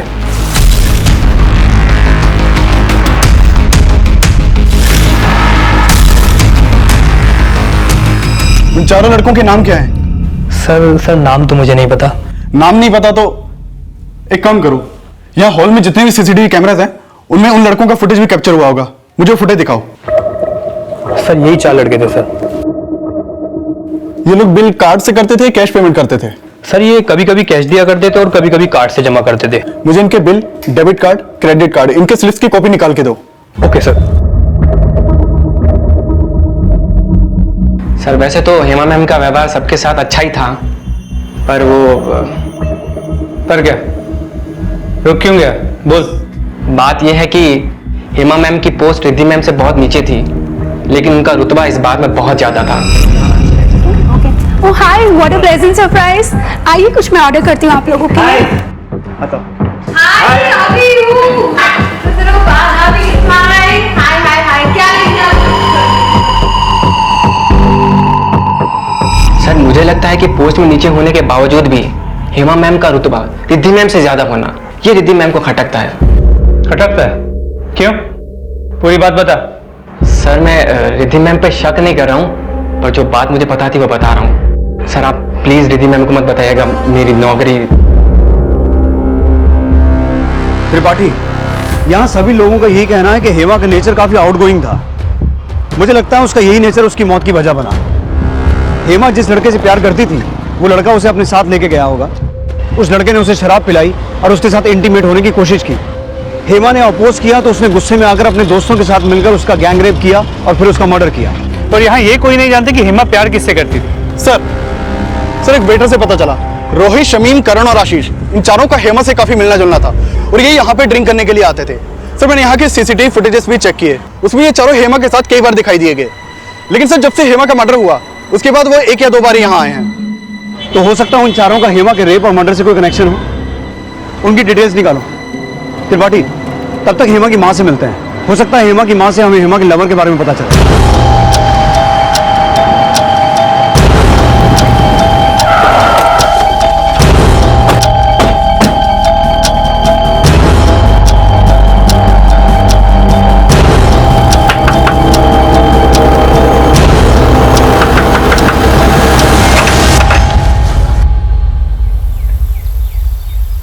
जी आप हेमा तनेजा की माँ है? जी मगर वो अभी घर पर नहीं है, काम से दिल्ली गई हुई है। क्या बात है सर, सब कुछ ठीक तो है ना?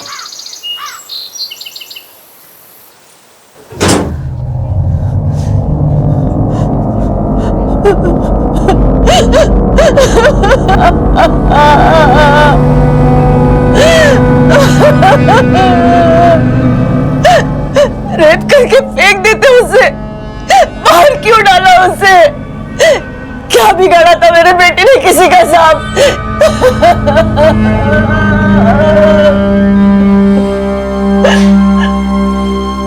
उस दिन किसके साथ गई थी वो? नहीं मालूम साहब।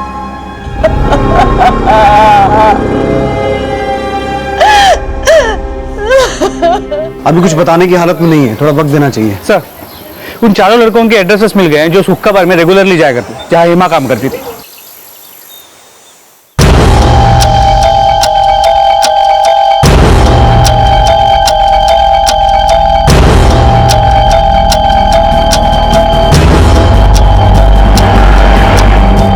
ठीक है यादव। सर, उन चारों लड़कों में से रोहित और आशीष फरार और बाकी दोनों शमीम और करण पकड़े गए। यादव उन्हें थाने लेकर आ रहा है। 22 जून की रात 10 से 1 के बीच में कहां था तू? बोल। सर मुझे याद नहीं आ रहा सर। याद नहीं आ रहा? नहीं। अली। जी सर। याद करने का टॉनिक पिलाओ उसे। सर मैं सर घर में था शायद सर, मैं सच गया। दिल्ली आगरा हाईवे पे था तू। हेमा तनेजा का मर्डर और रेप तूने किया ना? सर नहीं सर, आप क्या बोल रहे हो सर? मैंने कुछ नहीं किया सर। झूठ मत बोल। सर मैं सच कह। और तू अकेला नहीं था, तेरे दोस्त भी थे। बोल कौन कौन था? मैं वहां नहीं था, मेरा यकीन कीजिए, मैंने कुछ नहीं किया। कुछ नहीं, तूने बहुत कुछ किया है। पहले हेमा के साथ बैठ के शराब पी, फिर अपने दोस्तों के साथ मिलकर हेमा का बलात्कार किया और उसे मार के फेंक दिया, है ना? सर मैं तो सर ठीक से जानता भी नहीं था सर। तू और तेरे दोस्त हेमा के साथ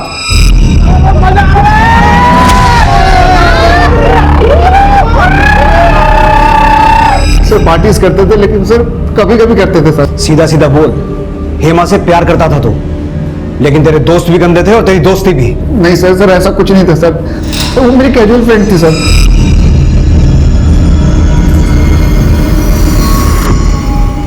अगर तू उसका कैजुअल फ्रेंड था तो तुम चारों में से उसका स्पेशल फ्रेंड कौन था? मुझे नहीं मालूम वो कौन है, लेकिन मैं वो नहीं हूँ सर। मैं तो उसको अपनी बहन मानता था सर, मैं सच कह रहा हूँ सर। दारू पी के तुझे राखी बांधती थी वो? नकेल कसो इसके जब तक सच ना बोले। बहुत मुश्किल है तेरे इश्क में खुद को इस दुनिया का समझना। दुनियावी बंधन जब मुझे बांध नहीं पाते तो कह देते हैं कि मैं बुरी लड़की। कैसे समझाऊं इन नासमझों को कि मैं तो अब रही ही नहीं इस दुनिया की। सर, करण और शमीम तो मुंह नहीं खोल रहे, और वो बाकी दोनों आशीष और रोहित, उन दोनों का लुकआउट नोटिस सभी थानों में भेज दिया है। सर, कहीं हेमा जिस लड़के से प्यार करती थी वो आशीष या रोहित में से तो नहीं? हेमा के सोशल नेटवर्किंग अकाउंट में उसके काफी लड़के दोस्त हैं, लेकिन जब मैंने उसकी चैट हिस्ट्री चेक की तो लड़कों से ज्यादा बात नहीं करती थी। वो रहती एक साधारण से घर में थी, लेकिन उसका लाइफस्टाइल कुछ अलग था।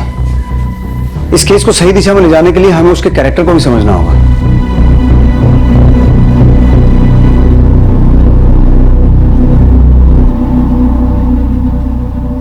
अनचाही रिश्तों में भी तो चाहत होती है, चाहत उन रिश्तों को ना चाहने की।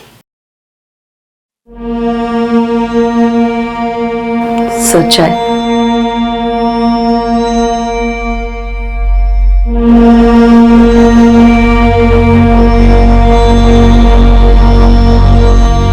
नहीं सर, इनमें से मैं किसी को भी नहीं जानती। नीता जी, हमें ऐसा लगता है कि हेमा जिस लड़के से प्यार करती थी उसका लेना देना है उसकी मौत से। कुछ आइडिया है आपको किससे प्यार करती थी वो? नहीं सर, मैं नहीं जानती वो किसी से प्यार भी करती थी। हेमा ने आपको कभी कुछ नहीं बताया? नहीं सर। हेमा सोशल मीडिया में इतने सारी रोमांटिक शायरियां पोस्ट करती थी, उसके कमरे में पोस्टर्स, ये कार्ड्स। आपको कभी भी ऐसा नहीं लगा कि वो किसी के प्यार में है? हेमा इतने दिनों से गायब थी, उसका फोन भी ऑफ था, तो आपको अपनी बेटी की इतनी भी चिंता नहीं हुई कि आप उसकी मिसिंग कंप्लेंट दर्ज करवा दें? सर, वो अक्सर कई कई दिनों तक घर के बाहर रहती थी, और वो जब घर में भी होती थी तब भी हमारी ज्यादा बातचीत नहीं होती थी। माँ बेटी होकर भी अजनबी से बनकर रह गए थे एक दूसरे के लिए। हेमा को मेरा टोकना पसंद नहीं था, इसलिए मैंने उसके नादानियों को अनदेखा करना शुरू कर दिया। पर मुझे हार नहीं माननी चाहिए थी। प्यार से नहीं मानती तो सख्ती से समझाना चाहिए था उसे। काश मैं ऐसा कर पाती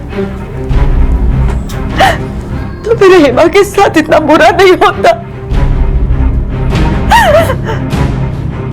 सर अजीब बात है, हेमा सोशल मीडिया पे अपनी छोटी सी छोटी बात एक्सप्रेस करती थी, लेकिन यहाँ अपने ही घर में अपनी माँ से ठीक से बात भी नहीं करती थी। त्रिपाठी, आजकल हेमा जैसे कई यंगस्टर्स बाहर की दुनिया से तो कांटेक्ट बनाए रखते हैं, लेकिन अपने करीबियों से कांटेक्ट खो देते हैं। सोशल मीडिया अपने से दूर रहने वालों को करीब महसूस करने का एक अच्छा जरिया है, लेकिन इसका असर यह भी है कि हम अपने करीब रहने वालों से दूर होते जा रहे हैं। हम दूसरों की पोस्ट की हुई पिक्चर्स को लाइक करने में घंटों बिता देते हैं, लेकिन अपनी माँ के हाथ के खाने की तारीफ करने की फुर्सत हमारे पास नहीं होती है। हम अपनी पोस्ट पर शेरो शायरी, ज्ञान की बातें भरते रहते हैं, लेकिन अपने जीवन साथी की तारीफ में दो बोल बोलना जरूरी नहीं समझते। लेकिन उसकी इन 2 नंबर से बात हुई थी। उसे आखिरी कॉल किसी काशिफ खान ने किया था और उसकी शाम 4 बजे किसी अमान खान से बात हुई थी। इन दोनों नंबर से वो कभी कभार बात किया करती थी। काशिफ और अमान, इनसे भी पूछताछ करो। जी सर।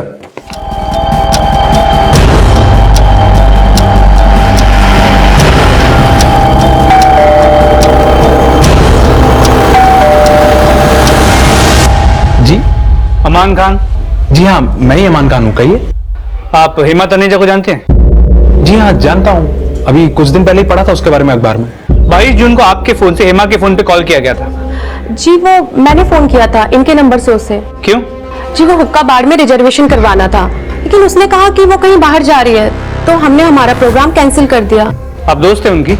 नहीं, ऐसी कोई खास दोस्ती तो नहीं है, लेकिन कभी कभार हुक्का बार में मुलाकात हो जाती थी।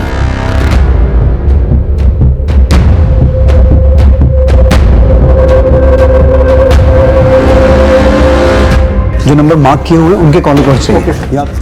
सर, अमान खान शादीशुदा है। अमान और उसकी बीवी का हुक्का पार्लर में आना जाना था, और इसी सिलसिले में 22 जून को अमान की बीवी ने हेमा को कॉल किया था।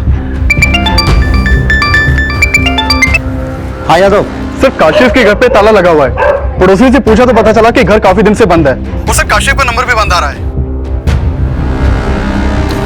काशिफ भी गायब है और आशीष और रोहित भी, और ये तीनों हेमा से रिलेटेड हैं।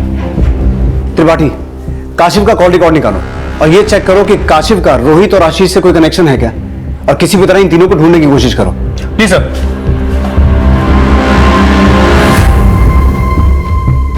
रोहित और आशीष के बाद अब काशिफ भी प्राइम सस्पेक्ट बनकर सामने आया।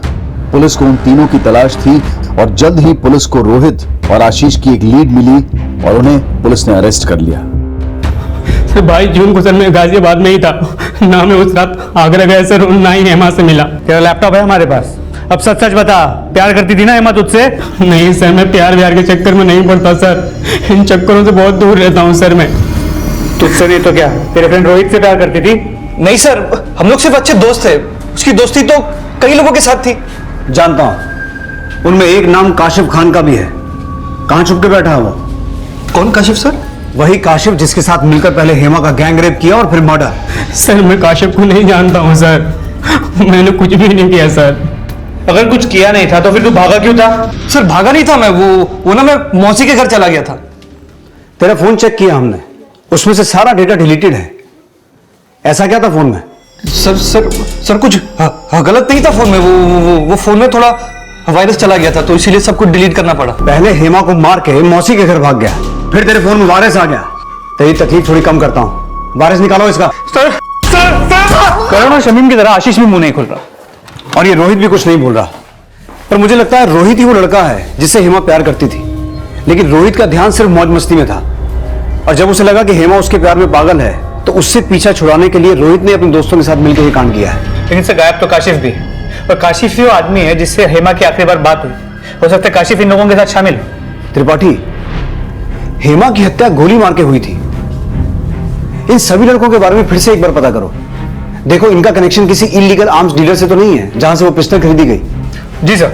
सर सर काशिफ का उन चारों से कनेक्शन का कोई क्लू नहीं मिला, लेकिन पता चला पिछले दिनों रोहित छोटे छोटे होटल्स में रूम बुक करता था जहां वो अक्सर हेमा के साथ जाया करता था। सर ये होटल के बिल।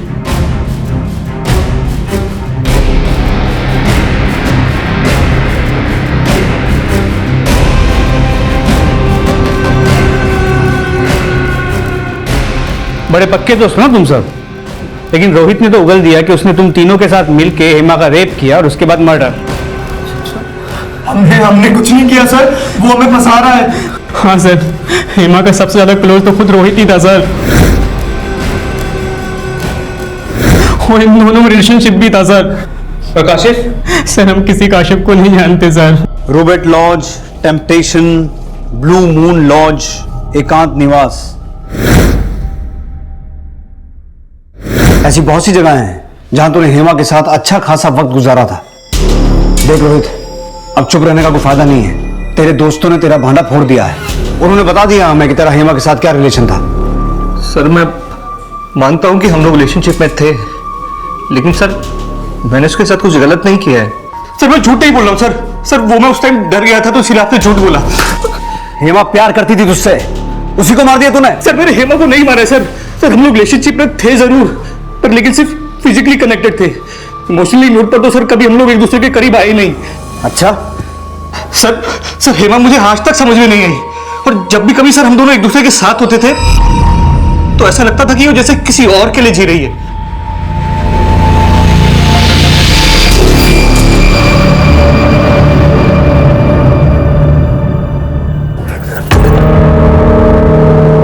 हेमा,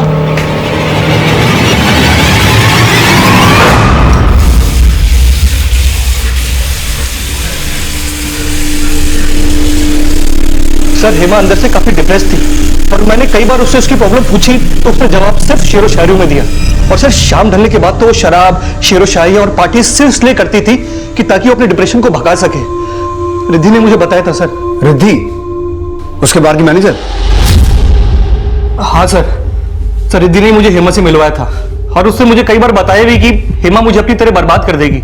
और देखिए ना सर, आज मैं उसकी संगत में आके आपकी मार खा रहा हूँ। मतलब तो अभी भी वहीं का वहीं है? नहीं सर। सर आप चाहे मुझे जितना मारना है मार लो सर, लेकिन कसम से सर जो सच था मैंने सब आपके सामने उगल दिया सर। सर वो शायद किसी और की नफरत का शिकार हुई होगी सर, लेकिन मैंने कुछ नहीं किया सर। सर मैं मानती हूँ कि रोहित मेरा अच्छा दोस्त था, लेकिन सर हेमा का रोहित के अलावा बहुत लड़कों के साथ उतना बैठना था।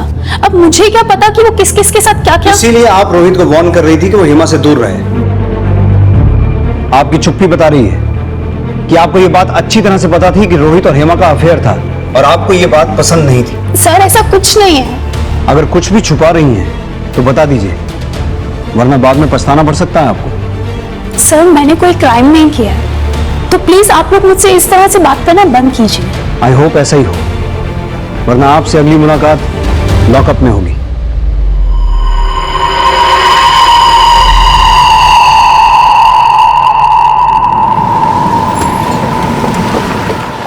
जैसे ही रिद्धि के कॉल रिकॉर्ड जाए मुझे अपडेट करो, और हेमा के मर्डर वाली रात उसकी एक्टिविटीज चेक करो। हो सकता है हेमा के मर्डर और रेप में उसका भी कोई हाथ हो। सर इंदिरापुरम थाने से एक इन्फॉर्मेशन मिली है, हेमा शादीशुदा थी। इंदिरापुरम थाने के रिकॉर्ड में हेमा का असली नाम हेमा तनीजा खान है। सर 7 महीने पहले हेमा ने अपने पति अमान खान के खिलाफ शिकायत दर्ज करवाई थी, क्योंकि अमान ने हेमा को तलाक दिए बिना दूसरी शादी कर ली थी, लेकिन बाद में हेमा ने वो केस विड्रॉ कर लिया था।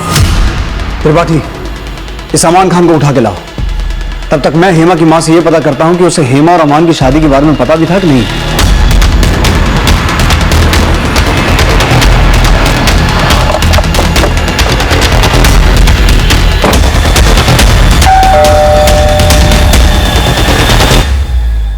अमान को बुलाइए। अमान तो घर पे नहीं है। कहाँ गया? तो कहीं गया है काम से। जी सर, करीब 2 साल पहले हेमा ने अमान से लव मैरिज की थी। आपने हमें बताया नहीं कि वो शादीशुदा थी? सर आपने मुझे शादी के बारे में पूछा ही नहीं था। आपने ये पूछा था कि हेमा किससे प्यार करती थी। मुझे नहीं लगता वो अमान से प्यार करती थी, क्योंकि अमान को तो उसने 1 साल पहले ही छोड़ दिया था।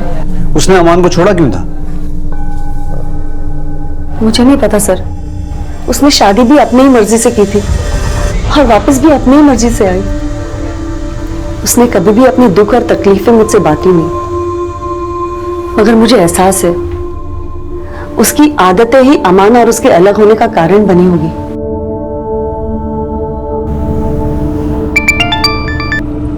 आदिल पाठी। सर अमान तो घर पे नहीं मिला, किसी भी तरह अमान को उठा के लेके आओ। जी सर। सर एक सेकंड, सिंह इनको कैबिन में बिठा। सर अमान तो खुद थाने आ गया।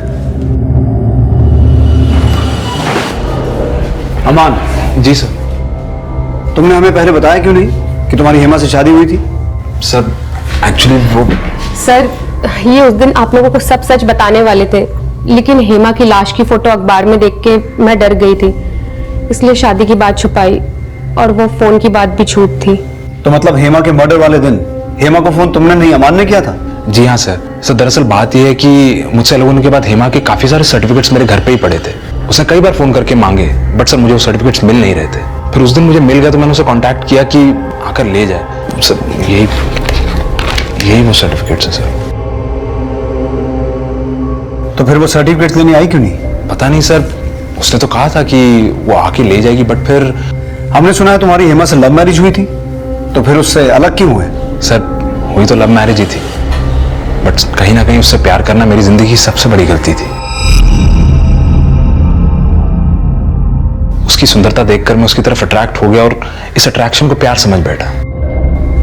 मैंने अपने घर वालों से लड़ झगड़ कर उससे शादी भी कर ली।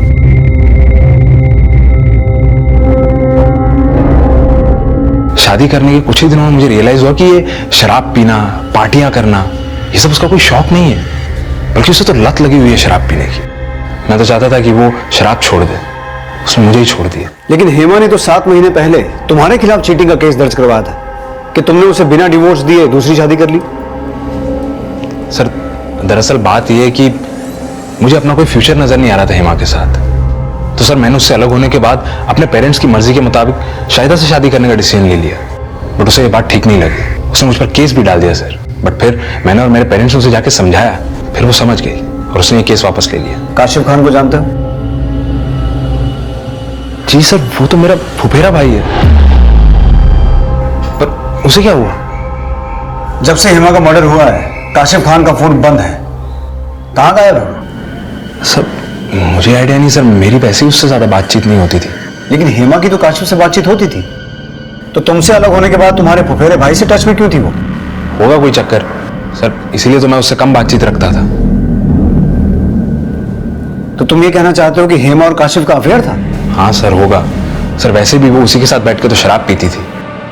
और सर वो काशिफ भी कोई ठीक ठाक लड़का नहीं है, एक नंबर का याश लड़का है। मुझे तो लगता है कि उसके चक्कर में इसने मुझे छोड़ा था। कुछ बता सकते हो काशिफ कहाँ मिलेगा? सर इसका तो मुझे कोई आइडिया नहीं है। हाँ बट ये काफी अफसोस है कि जिन आदतों को हेमा बदल नहीं सकी, उनकी वजह से उसका इतना बुरा अंजाम।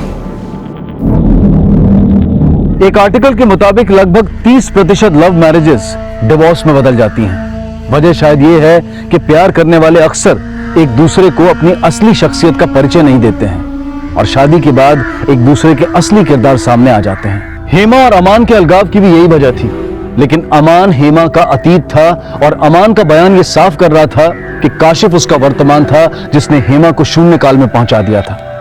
लेकिन हेमा के गैंग रेप और मर्डर की सुर्खियां उसके लाइफस्टाइल को भी दोषी ठहरा रही थी। हेमा की लाइफस्टाइल बनी उसकी जिंदगी का जहर। ऐसा माना जा रहा है कि शराब और पार्टी की लत उसकी हत्या और गैंगरेप का कारण बने। पुलिस की इन्वेस्टिगेशन अभी चालू है, लेकिन हेमा के कातिल के बारे में अभी तक कुछ भी पता नहीं चला है।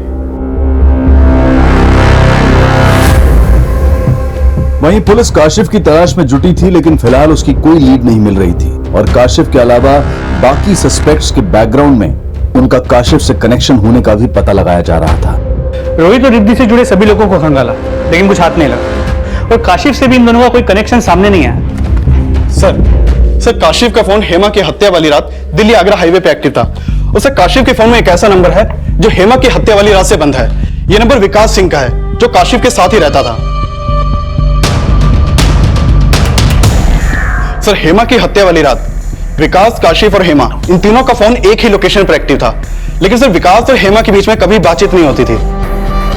सर कॉल रिकॉर्ड से तो लग रहा है कि काशिफ हेमा का लवर था और उसने विकास के साथ मिलकर हेमा का रेप किया और फिर मर्डर। लेकिन ये जरूरी नहीं कि रेप करने वाले 2 ही थे, हो सकता है उनके साथ कोई तीसरा या कोई चौथा भी हो। देश भर में काशिफ और विकास इनका लुकआउट नोटिस भेजो और अपने खबरों से ये पता करवाओ कि इस विकास का उस पिस्टल से कोई कनेक्शन है क्या। सर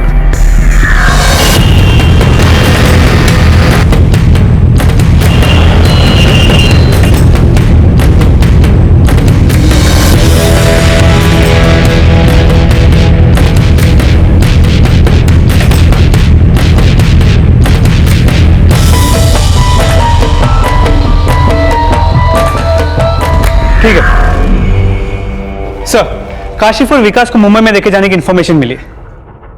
इंफॉर्मेशन मुंबई पुलिस से शेयर करो और मुंबई जाने की तैयारी करो। सर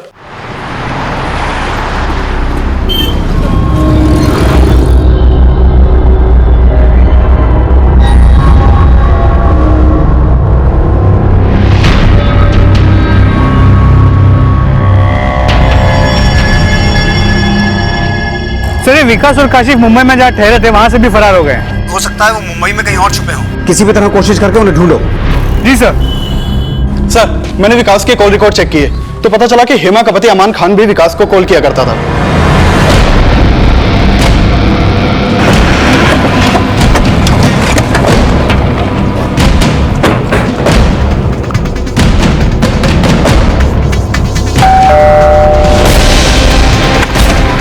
जी अमान कहाँ है? अब वो तो घर पे नहीं है, काम से बाहर गए हुए हैं। घर का कोना कोना चेक करो। तुम ऊपर जाओ, अंदर चेक करो। जी अंदर कहाँ जा रहे हैं? हमने कहा ना घर पे कोई नहीं है। फिर कहाँ गया है? कानपुर गए। आप जिस नंबर को डायल कर रहे हैं वो इस समय स्विच्ड ऑफ है। उसका नंबर क्यों बंद आ रहा है?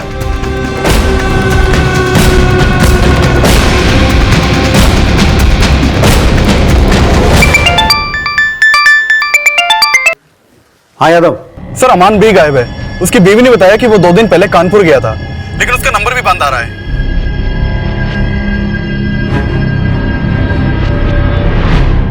सर, हेमा की हत्या से 3 दिन पहले अमान ने बिल्ला नाम के आदमी को फोन किया था। खबरियों से पता चला कि बिल्ला मेरठ का रहने वाला है और इलीगल आर्म्स डीलिंग में इन्वॉल्व है।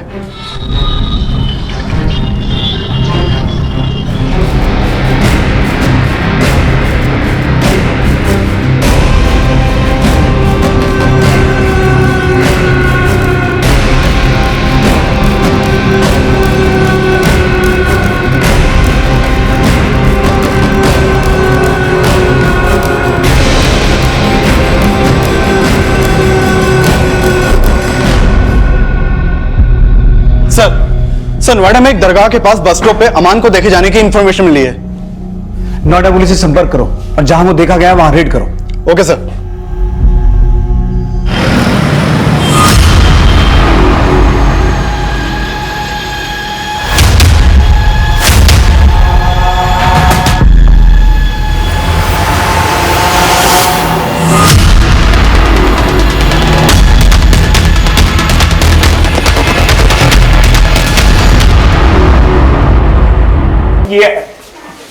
सर मैंने कुछ नहीं किया सर। ठीक है नहीं है सर। सर ये बारे जीते जी तो मुझे चैन से जीने नहीं दिया, मरने के बाद भी नहीं मेरा पीछा छोड़ी। सर प्लीज समझिए, मैं भागना नहीं चाहता था सर। मैं डर गया था कि कहीं आप विकास और काशिफ के साथ मुझे भी जेल में ना डाल दे सर। बस अब तू यहां से बाहर तो जाएगा नहीं, इसलिए सच सच बता दे काशिफ और विकास कहां है। मैं नहीं जानता सर वो लोग कहां पर है, मैं सच बोल रहा हूं। मैं उनके टच में जरूर था सर, पर हेमा के मर्डर से मेरा कोई लेना देना नहीं है सर। मैं सच बिल्ला से पिस्टल तूने खरीदा, काशिफ और विकास सिर्फ तेरे मोहरे थे। इस पूरे कांड का मास्टरमाइंड तू है। सर मैंने कुछ नहीं किया, प्लीज। देख बेटा, तेरी सारी कुंडली निकाल ली है हमने। हेमा से अलग होने के बाद तुम दोनों के बीच जितने भी कॉल्स हुए हैं उनमें से ज्यादातर कॉल्स हेमा ने किए हैं। तुझसे अलग होने के बाद भी तुझे पाने की ख्वाहिश में वो नशा कर रही थी और तू तंग आ गया था उससे। हत्या वाले दिन तूने उसे फोन किया था और वो तुझसे मिलने को तैयार हो गई। तूने उसे हाईवे से पिक किया।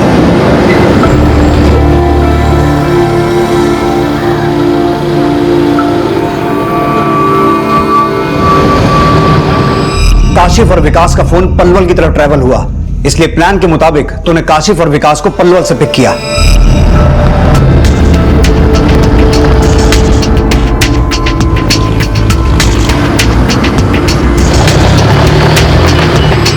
और फिर आगरा से 25 किलोमीटर पहले फरा के एक ढाबे पर तेरे क्या कर रहे हो कासिफ?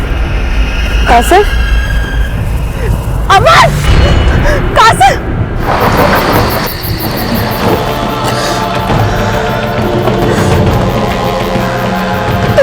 नहीं चाहा माँ। प्यार किया था मैंने तुझसे, आज तुझ पे थूकने तक का मन नहीं करता मेरा। अबे चुप कर, तूने भी कोई कम गन नहीं फैलाया। भूल गई अपनी औकात? शाम के लिए सो तक जाती थी तू। मेरी ये हालत भी तेरी वजह से। जिसे मैं अपनी जिंदगी को मरहम समझ रही हूँ, वो मेरी जिंदगी का सबसे बड़ा नासूर है। अरे चल, तुझसे तो मुक्ति चाहता हूं मैं। यही सब हुआ था ना उस रात? जब तक ये सच ना बोले टांगे तोड़ो इसकी। सर मेरी कोई गलती, सर प्लीज। हालांकि सर्कमस्टेंशियल एविडेंस अमान के खिलाफ है, लेकिन इस केस को अंजाम तक पहुंचाने के लिए पुलिस अब भी काशिफ और विकास की तलाश कर रही है। लेकिन यह साफ था कि हेमा एक ऐसी हताश तलाश में थी जिसमें वो अमान के साथ गुजारे उस वक्त में गिरफ्त होकर रह गई थी जब उनमें प्यार था। लेकिन अमान से धोखा खाने के बाद भी वो उसे अपनी जिंदगी समझने की गलती क्यों कर रही थी? शायद ये सवाल उसकी जिंदगी का वो जहर था जिसका जवाब तलाशते तलाशते उसने अपनी जिंदगी जहर से भी ज्यादा विषैली बना दी थी। सच को एक पॉजिटिव अप्रोच के साथ स्वीकार कर लेना ही जीवन का सबसे बड़ा इम्तिहान है। जो लोग सच को स्वीकार नहीं कर पाते हैं वो जिंदगी भर अपनी मृत तृष्णा के गड्ढे ही खोदते रह जाते हैं। अब मैं अनूप सोनी आपसे विदा लेता हूं, फिर मुलाकात होगी अगले एपिसोड में एक और चौंका देने वाले केस के साथ। तब तक अपना और अपने परिवार का ख्याल रखें और देखते रहें क्राइम पेट्रोल डायल 100। सबक एक को सीख हम सबको। जय हिंद। इस तरह के और भी एपिसोड देखने के लिए हमारे चैनल को सब्सक्राइब करें और बेल आइकन दबाना ना भूलें।